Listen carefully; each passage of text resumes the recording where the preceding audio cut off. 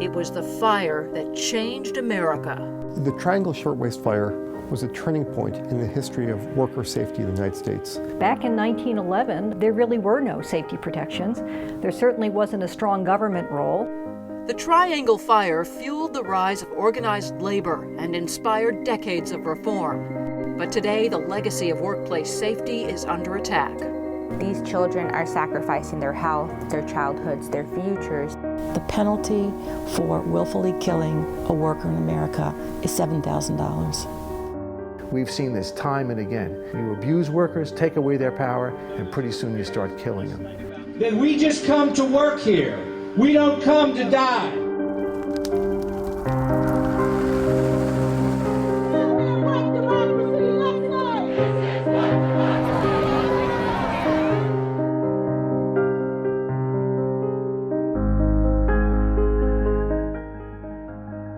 Factories had burned before, and workers had died in greater numbers.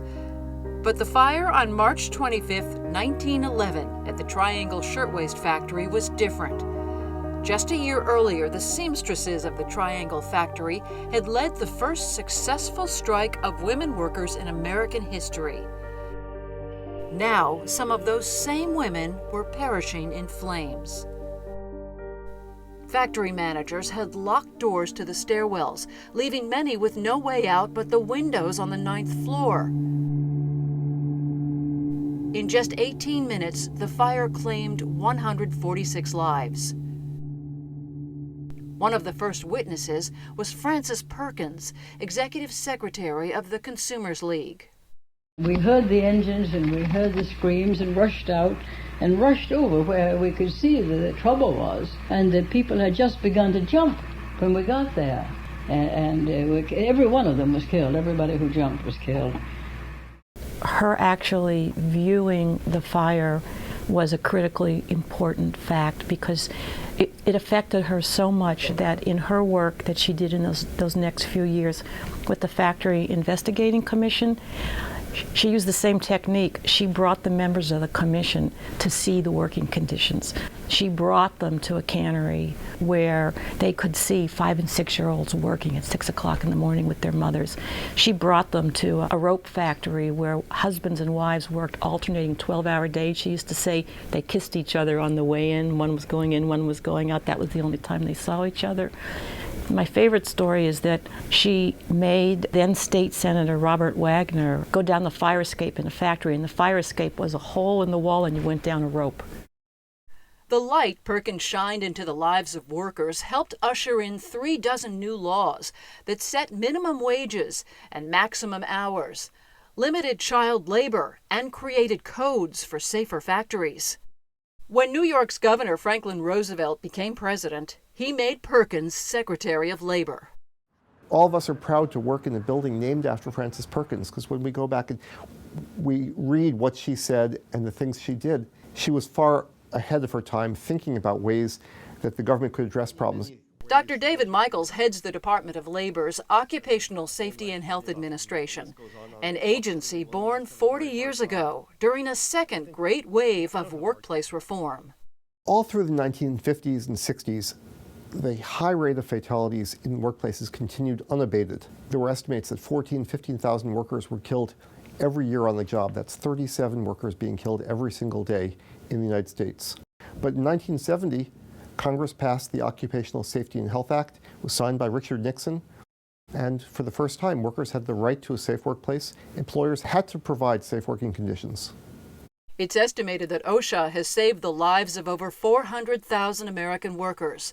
But still today, some 5,000 workers die on the job each year, and 50,000 die slowly from occupational diseases, such as cancers caused by exposure to toxic chemicals.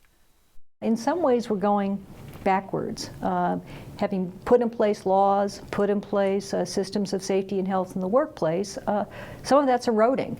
Part of the problem comes down to the cost for employers of letting workers die on the job. After the Triangle Fire, the factory owners, Max Blank and Isaac Harris, paid the victims' families $75 per fatality, but they collected over $400 per worker in insurance. 2 years later, a judge found Blank guilty of locking the doors to another one of his factories. His fine, $20. We have this problem again today. The ruthlessness of some employers, not all by any means, but some, is encouraged by the fact that we have almost no deterrence against it in our job safety laws. If a willful violation of OSHA results in a worker's death, it's only a misdemeanor. And it's only a misdemeanor against the company. And since you can't put a company in jail, it means it's just a fine. The subcommittee will be in order. And when Congress created the OSHA law, they didn't allow the penalties to rise with inflation. So the real cost of OSHA fines today is 39% lower than in 1970. What we saw last year was that the median penalty when a worker was killed in this country was $5,000. $5,000, and that's, 2010. As long as it's cheaper for an employer to have an employee die on them than to fix the problem, there will continue to be a problem. Thank you. That doesn't send a message. David Michaels has drawn attention to the fact that OSHA's fines are dwarfed by those of other federal agencies. A violation of the South Pacific Tuna Act, where you catch tuna or endangered, can be a $350,000 fine. If a dairy refuses to contribute to the fund that all the dairies put into to promote milk and dairy products, the Agriculture Department can fine them $150,000. If a worker dies, it's $7,000, the maximum for a serious citation. The victims of the Triangle Fire were immigrants, and nearly half were in their teens. Today, huge numbers of immigrant children still work in one of America's most dangerous industries, agriculture. Many people would be amazed to know that there are between 400 and 500,000 children out there working in the fields. Under current U.S. law, children as young as 12 years old are allowed to work in agriculture with unlimited amount of hours as long as it's outside of school. They are exposed to poisonous pesticides, are allowed to use dangerous farm equipment, sharp tools like machetes, or even we've spoken to some children that are as young as 12 that use chainsaws. What does that say about us as a country, as Americans? These children are sacrificing their health, their childhoods, their futures, their educations, just for us to be able to have cheap food on our tables. Lawmakers in Maine and Missouri have actually introduced bills that would repeal child labor laws. And in Missouri, Republican State Senator Jane Cunningham has introduced a bill that would eliminate her state's child labor laws. Well, yeah, why should the 10-year-olds in China be getting all the good factory jobs, huh? Hey, 5th grade's not for everybody, okay? Exactly. The bills to roll back child labor laws are just some of the more outrageous volleys in a massive attack on workers' rights. In 37 states, anti-labor legislation has been introduced, including bills to repeal minimum wage laws, ban prevailing wage standards, and destroy the right to collective bargaining. This assault is funded by Wall Street, industry trade associations like the National Association of Manufacturers and the U.S. Chamber of Commerce, and right-wing billionaires like the Koch brothers. And they are exercising their muscle, trying in every place and in every way they can to roll back and eliminate the role of government in overseeing workplaces, overseeing the environment, but particularly roll back the rights of workers to have a voice, not just an individual voice, but a collective voice. And the states that have seen the most intense battles reveal why a collective voice is key for workers' safety on the job. In a lot of states, public employees have no OSHA protection. In Wisconsin, they're not covered by the OSHA Act. In Ohio, they're not covered by the OSHA Act. So they don't have a set of legal rights. So what they have is through their collective bargaining agreements. And you take that away, what kind of power do workers have to speak up against a boss who's going to tell them, get on the back of that garbage truck and load those cans a little faster?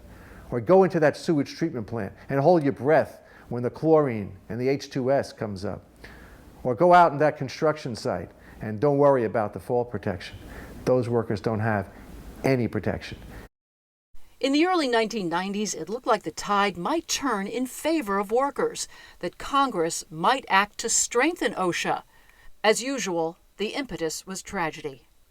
In 1991, 80 years after the Triangle Fire, bosses locked the doors at the Imperial Chicken Processing Plant in Hamlet, North Carolina. And one of the hoses broke, chemicals got into the ovens, onto the burners, place blew up in flames, and 25 workers died. The owner said that they locked them in to prevent them from stealing chickens. After the Hamlet fire, North Carolina passed 14 laws to improve working conditions. But getting Capitol Hill to act proved a bigger challenge. The Congress took up the fight, put together a reform package to increase worker rights, to improve the penalties under the OSHA Act, to finally make it a real deterrent to say to employers, when you kill a worker, you're going to go to jail for real jail time. And within a couple of years, we had the 1994 elections, Newt Gingrich, that package died. 20 years later, we see the same legislation pending in the U.S. Congress now, the same Republicans opposing it, and the same employers in the Chamber of Commerce saying, oh, no, we can't have this, it's going to destroy jobs. I've interviewed too many families that have lost people in the mine, and the time has come to stop that, and I urge my colleagues to support this legislation, and let's honor the commitments that everybody makes the first 48 hours after one of these tragedies takes place, that we're going to make sure it never happens again. It's something that I think that Americans really have to pay attention to. They pay attention to it if there's a disaster, but the time that it takes to get bills through Congress seems to outlive the attention span of a lot of people. I think there's always been a myth that workplace safety and successful businesses are incompatible. The reality is, well-managed firms are safe firms. They make a good profit and they don't kill workers. Badly managed firms that don't take safety into account, are problems across the board. They're problems for the economy and problems for the workforce. We have to help overcome that myth that safety doesn't pay. I mean, the idea that workers go into the workplace not knowing whether they'll return home at the end of the day, that's immoral. So it really is a moral issue that workers should have the right to show up at work, do their job, and come home safe and sound. So that's really what's at stake here. Do we value the right of workers to be protected on the job? That's what's at stake.